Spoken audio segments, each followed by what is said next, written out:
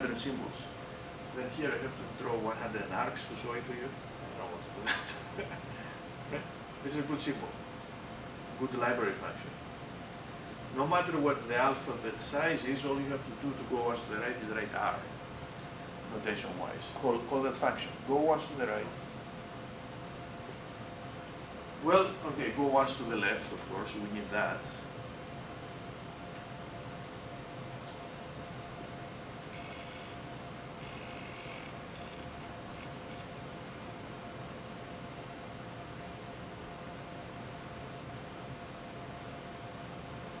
Okay, how about this? If you write, if X is an alphabet symbol, okay, for example, let's say A is an alphabet symbol, and you tell me, do the Turing machine A. Not the symbol A, now you treat A as a Turing machine. This means, in the current position, replace whatever is there by A, and halt. So this Turing machine says write A in the current position. Write A in the current position, like C out A. The current, right? But actually, this is a mistake here, right? This should be X, and this is the label of this arc, and this should be X. So if you see an X, write X. If you see Y, write X. If you see a blank, write X. Go to the state and stay there and you halt.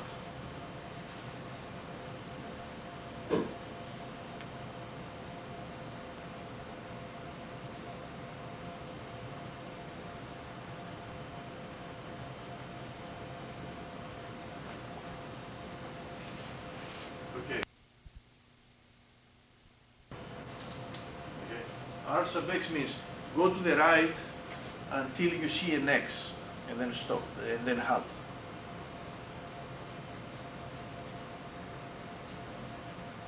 So find the first X after the current position and halt. That has potential for an infinite loop though, because you might never see an X after the current position. You see Y's and blanks. You skip the Y's, now you hit blanks forever, you keep going. Okay. So this might have an infinite loop, you're not sure of it. He says go to the right until you see the first X to your right. Why? Why? Because what is the machine? This is a loop, right? A while loop. Apply the machine R, which was that machine up there. So from the current position, the first thing I do is I go once to the right. Then check out the current symbol. If it's Y or blank, this is an if statement, right? The notation, previous notation. So you have to do this machine once. So the current symbol doesn't count. Even if it's X or, you'll find the next X. So you go once to the right. If it's Y, apply this function again. Go to the right. If it's Y, go to the right. Y, go to the right. If it's an X, there is no arc. This means you're staying there. Okay? I could even, if you wanted, I can put an X arc here, if it's an X, and then put a halt state there.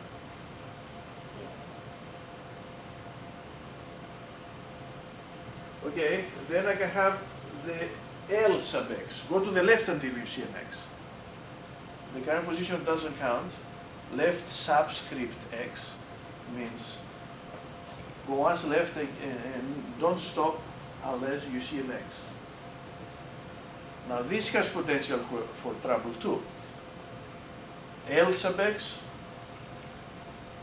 What if you don't have an X on the left of the current position? You'll go all the way to the dollar sign, right? And then she will say, well, do you see an X? No. So go left. Well, you cannot go left from the dollar sign. It's the end of the tape from that side. So this Turing machine, she will not get in an infinite loop, stuck in an infinite loop, the L sub X, but she might hang the machine. You hang the machine if you try to do something crazy like that. You are at the leftmost end of the tape, and your algorithm says go left. Right? Well, I cannot go left. It crashes. Subscript is not X means go to the right until you see a symbol other than X.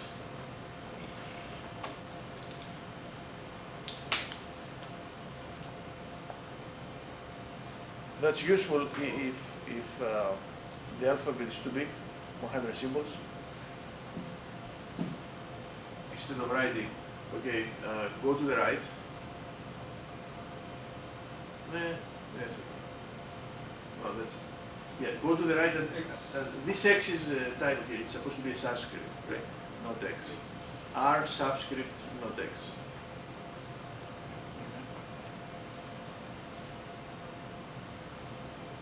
You go to the right, X, keep going right. So basically this machine skips all the X's. Go to the first symbol after the X's that follow.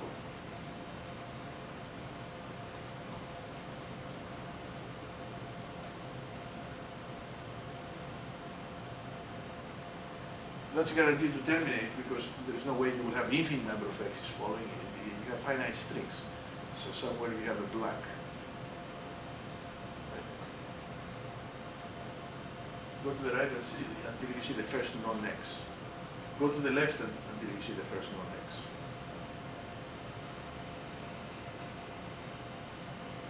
Now, when you took assembly language, right? You remember that stuff? Maybe you were freshman or something. In assembly language, what a very useful operation was the shift right, shift left operation. Right? Okay. You actually have macros to be doing that. Okay. Why is this operation so important? When you approach these strings, okay,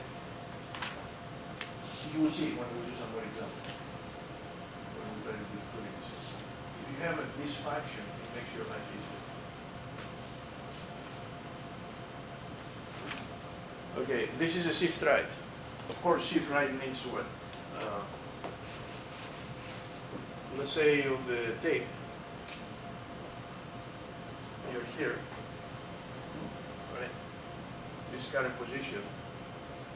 Shift right will mean take everything to the right of your current position and shift it one. Shift right, I'm sorry, shift right is going the other way, yeah. This is shift left. So shift right says take everything to the left of your current position up to where? Up to a blank or a dollar sign. It depends how you want to implement shift right. Okay? You can say up to a blank or up to a dollar sign and shift it to the right by one. So if you had ABA over here and this was B, if you apply the function shift right, you will get this A will go here, this B will go here, this A will go here. What happened to this guy after you shifted? Well, that guy will come, the blank will come there. So we get blank blank ABA, and you delete it here. When you shift right on the current position, you delete that element. What was to the left of it came in his place, and everything on the left shifted. Now you can have the shift left, right?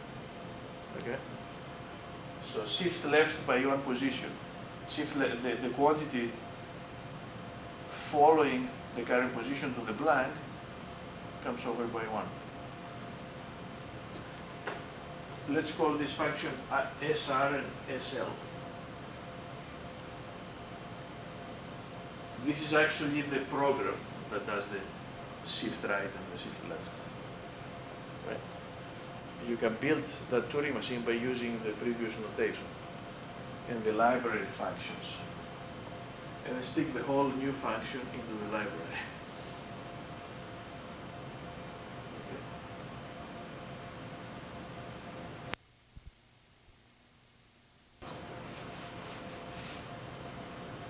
Okay.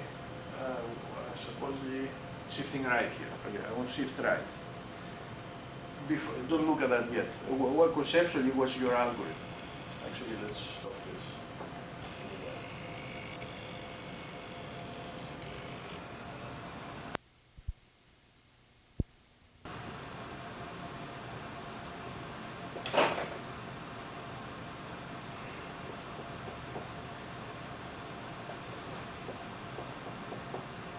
I want to shift right.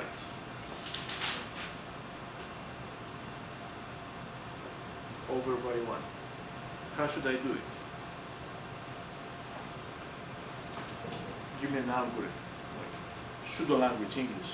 I'll do this, I'll move the point here, I replace this by that, I'll move left, I move right.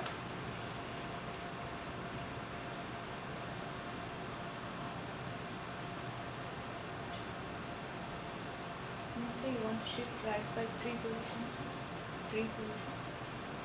What do you mean by 3 positions? You want to shift right by 3 positions? The whole quantity, what's the quantity you're moving? Yeah, the whole quantity to the right, to the left of the current position. Whatever you have here, you move the whole thing.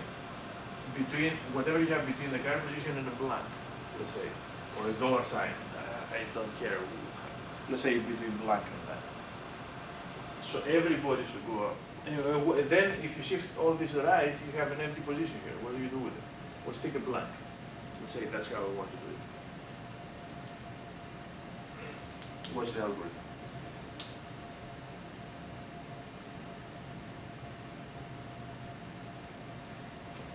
I have to use that notation, the memorizing business, because I'll be going, memorizing, then right, I'll have to go here to copy it, here to write it. What? Memorizing AB. What is AB? This one? You want to memorize this? AB. How can you memorize AB in one? You can only memorize the way we did it. You can only memorize one symbol. You cannot memorize 2 symbols or more at a time.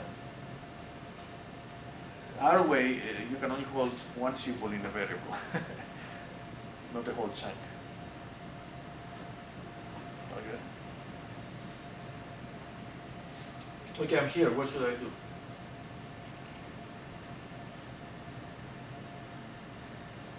I should go left. Should I go right? Why you bother with this? This will not. Okay, what should I do? Well, go left.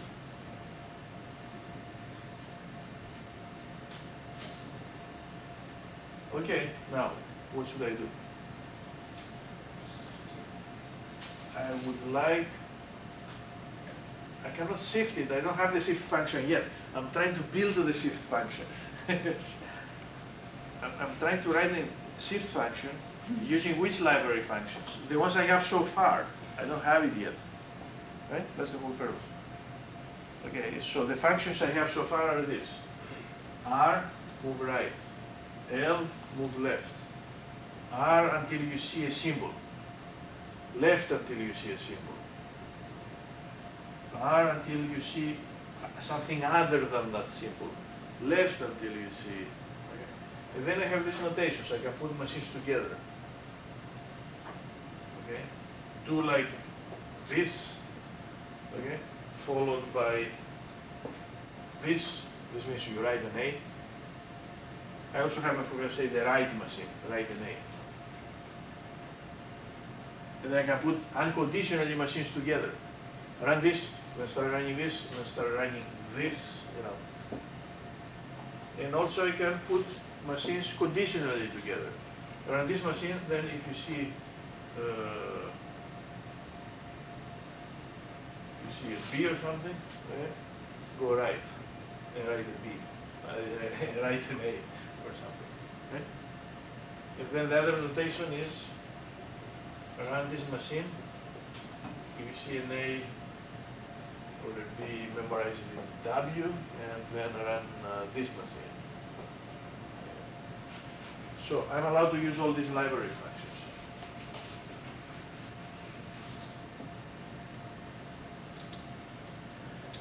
But what's your algorithm here? You will go to the left. I would like to memorize what it is, because eventually when I copy, so go to the left. Memorize what it is in W. I'll use a variable. So W is B. Then put a marker here. Do I want to do this way? Do I need a marker? We can see the solution we gave there. You have it on your screen, but don't look at it. Okay. The danger is our solution might be different than the notes. Okay?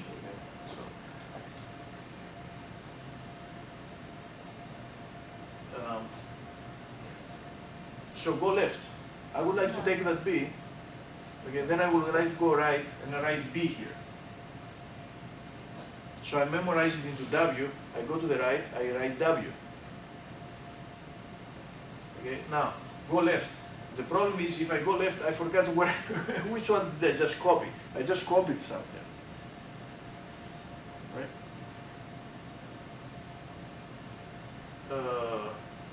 Actually, you don't need to know, because you just copied the previous one from the current position. So then go left, left. Memorize it into W, go right, huh? Write B. Go left, left. If I go two lefts, I'm going to the right place. Go left, left. Memorize into W, go right, write the W there. Go left, left. When does it stop? Well, if you went left, left, and you get a blank, right? This means you just copied the last one. You are done. Go right and write a blank here, and you will be done. So let's do this. So we don't have to write that A here. The fourth A. This A? Yeah. Or this? Which is the fourth A? Fourth This? A, yeah. This will disappear. I'm shifting right. No, I thought we have to shift this in between the string. Not in between. You will cover. Okay. Go. Shift right, shift left are standard operations. Even in that's why I mentioned assembly language when we took that. You lose that bit if you shift right. You lost it. Of course, I can build my Turing machine, so I memorize it. If I don't want to lose it, right, I'll memorize it first in some variable, if I wanted to. But shift right doesn't do that. It just loses it. Okay, so let's do this. What should I do? You said go left, you said. Once. When you start, only once. Okay? Then you said, memorize it. Well, how do I memorize it? That notation. That notation. If you see, okay, what's my alphabet? A and B. So if you see A, or if you see B, doesn't matter what, you memorize it into W, some variable, right? And then, so you went left. You memorized it into W, and then, go left, I want to go and copy it now. If I go left, then I what do I copy it, I want to shift it. So ABB stored in W. What? ABB. ABB, what? Stored in W. No, I don't store this in W, I store one symbol.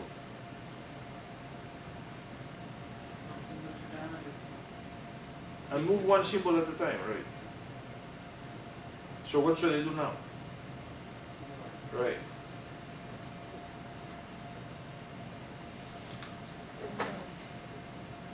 Go right. Okay. What should I do?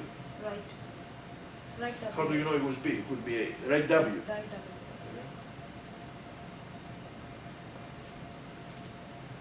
Go right, right W. I just copied and I went and wrote it. I moved it. Right? Now what? Left. From here. Right?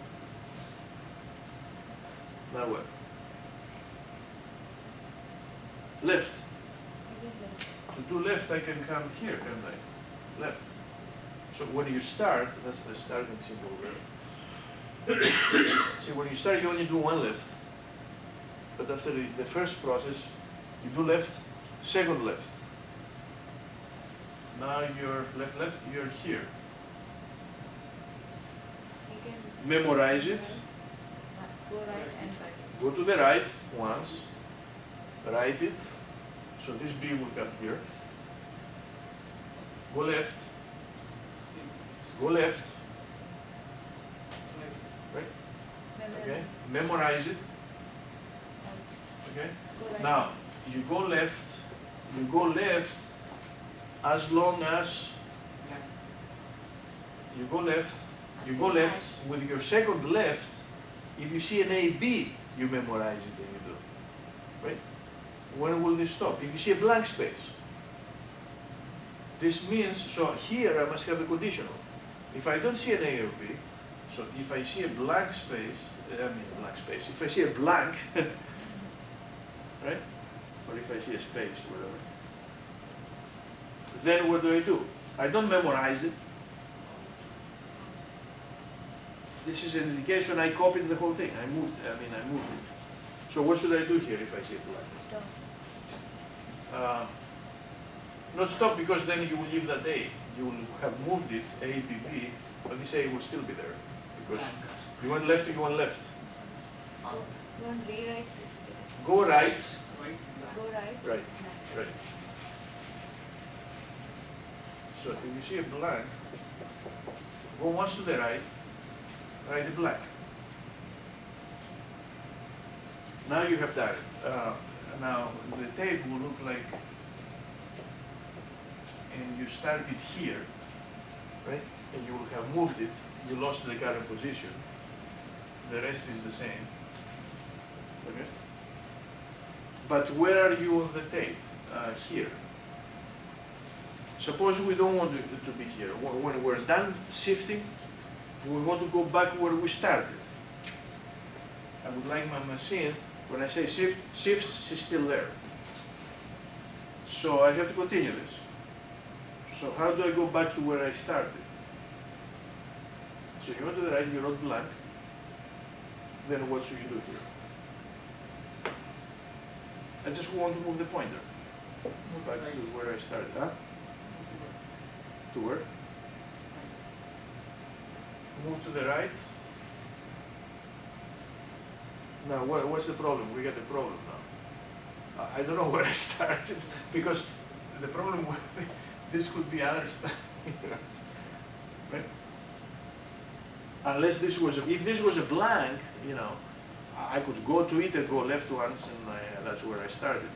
But they did not tell us that you're shifting everything to the right here. This could be A's and B's.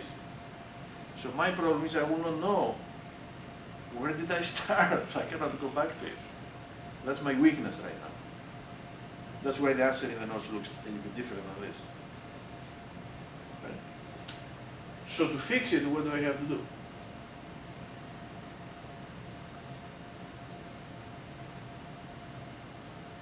If you look at the notes, it's the first thing you observe there is he uses two variables. Not one variable, he uses two variables, so I'm memorizing two things. So how do I fix that weakness? My problem is going by the right word, up to infinity.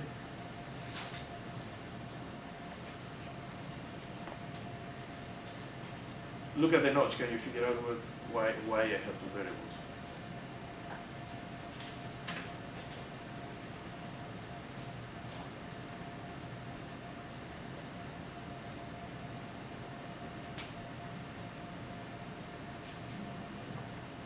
What does the first variable memorize? Okay, look here. We started the tape like this. We started here, right? Okay, I don't know what we got after that. We started it here. Well, the problem is, yes, shifted, but I lost this position. I would like to keep this position. How do you keep things in Turing machines? Well, variables. In programs, how do you keep things, positions? If this was an array, you know, how would you do this using whatever, C++, Fortran? If you do not want to miss this starting position, what would you do? Would you say a new variable, current position equals 10 or whatever? You will store it somewhere. Then go around the array doing whatever you want, left, right. Okay, what you need is you have the variable current position, or initial position, whatever. Not current position, initial position. So, what should I do here then?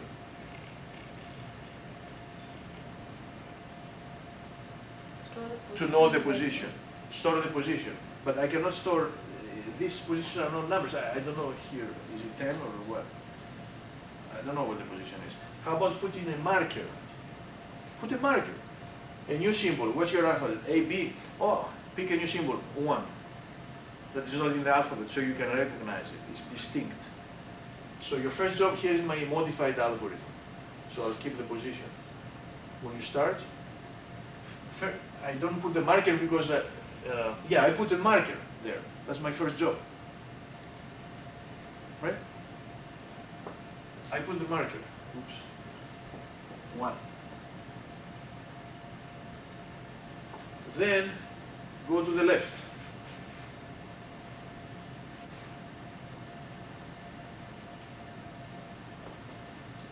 Memorize this into W, but don't copy it right away, because you lose your marker. If you shift to this, you lose your marker, right? So this symbol I'll do at the end. So I write a marker, then I use a variable to